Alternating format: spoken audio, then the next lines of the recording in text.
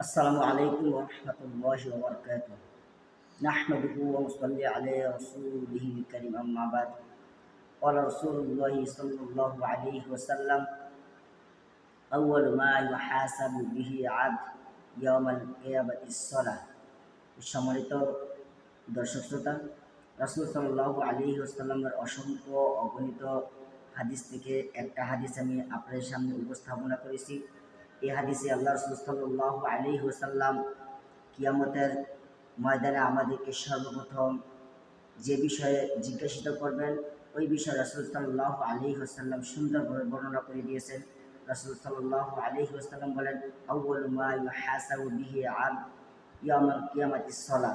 রাসূল সাল্লাল্লাহু আলাইহি ওয়াসাল্লাম বলেন, কিয়ামতের ময়দানে বান্দাকে নামাজ সম্পর্কে সর্বপ্রথম জিজ্ঞাসিত করা হবে।